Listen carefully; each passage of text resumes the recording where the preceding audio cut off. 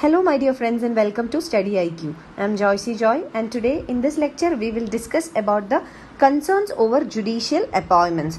So coming to the current affair, the government and the Supreme Court Collegium consistently disagree on the recommendations for judicial appointments. Now we know that Indian Constitution provides for an independent and integrated judiciary.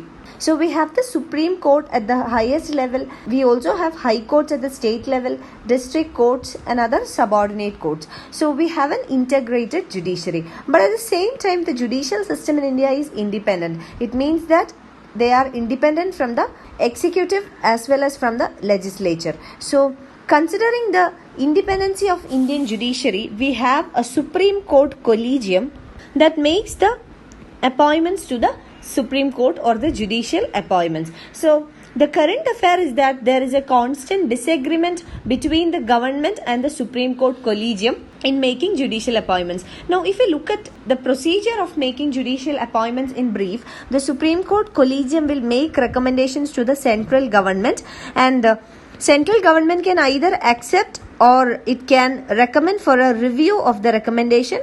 And if the central government asks for a review of the recommended names, it will be sent back to the Supreme Court Collegium. And if the Collegium again recommends the same names, the government is bound to achieve the recommendation of the Supreme Court Collegium. So this is the procedure by which judicial appointments are made in India.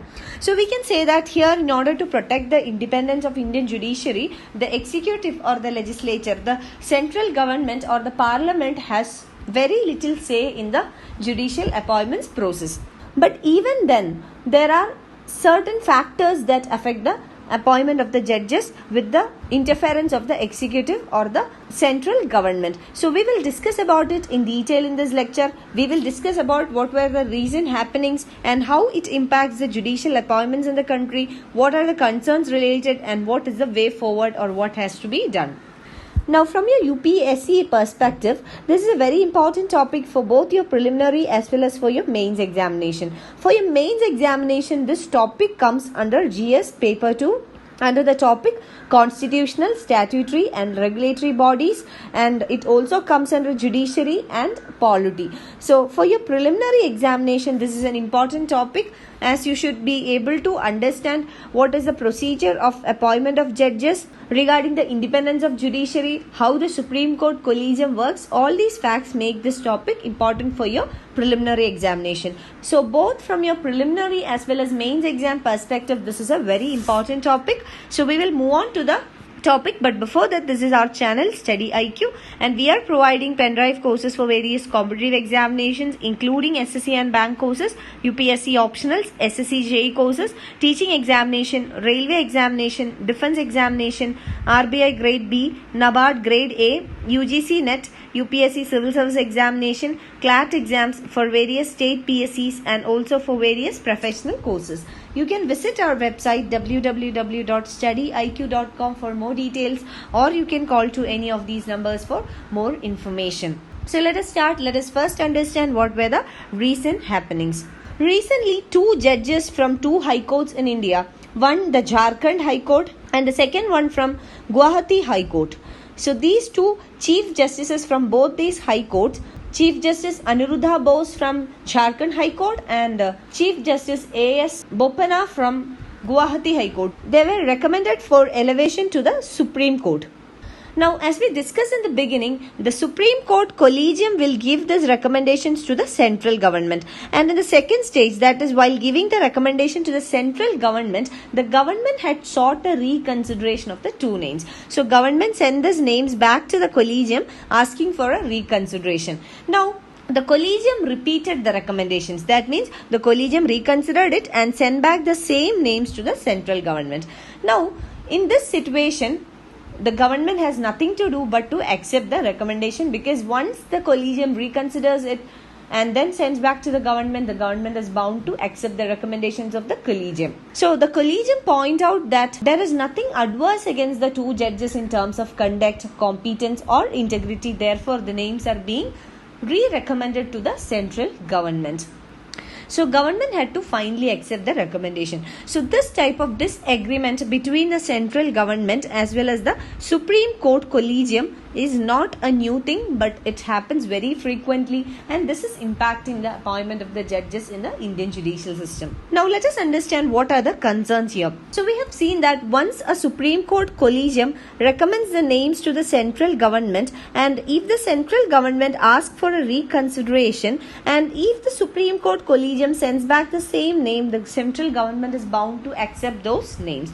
So here the central government has a very limited role to play. So it doesn't have an impact on the appointment of judges, but what is a concern here is that it can lead to a delay in the appointment of the judges. Like for example, in a previous lecture we have discussed about the appointment of Justice P.J. Joseph to the Supreme Court. So such type of delays in the appointment will definitely impact the judicial process. So this is also viewed as an objective or a motive of the government to delay the appointment of particular nominations or particular judges. Now this delay is coupled with the issue of large number of vacancies in the high courts in different states and also in the Supreme Court itself. So this delay comes along with large number of vacancies, and this is a cause of concern. So this will lead to delivery of delayed justice. So delayed justice is almost equal to denied justice. And as of May 2019, data has revealed that there are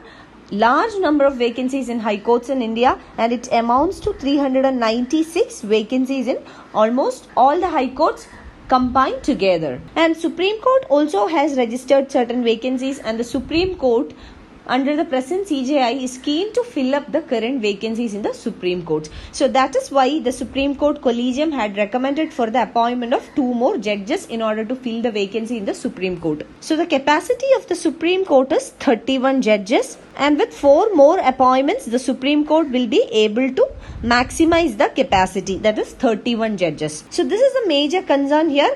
Any disagreement between the central government and the Supreme Court Collegium will lead to a delay in the appointment of the judges, and this can be a valid reason that will impact the delivery of justice.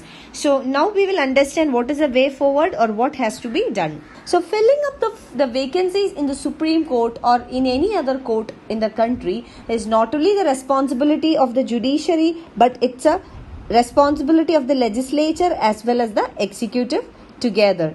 So the executive should also be responsible for filling up of the vacancies in the judicial system.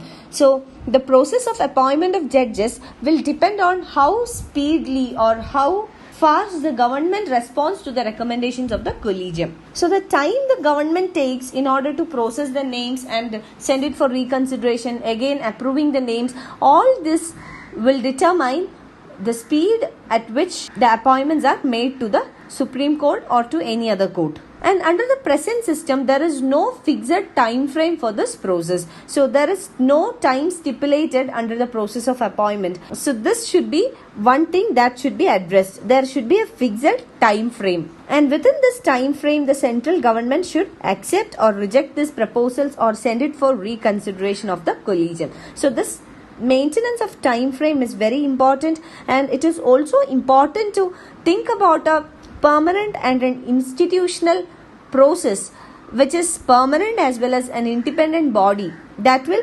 institutionalize the process of appointment of judges. So this institutionalization should not impact the independence of judiciary, but rather it should safeguard the independence of the Indian judiciary, because that is a basic feature of Indian constitution, independence of Indian judiciary. And even the proposal for a constitutionally empowered council to make judicial appointments can be thought of, and this council should safeguard the independence of the judiciary. So in all, we can say that there is a need for systemic and efficient dealing in regards with judicial appointments in the country. You can find the PDF of this lecture on our website www.studyiq.com. You can also follow my Facebook page for more video updates. You can write to me at joyshi.studyiq@gmail.com for any of your queries and clarifications. Thank you.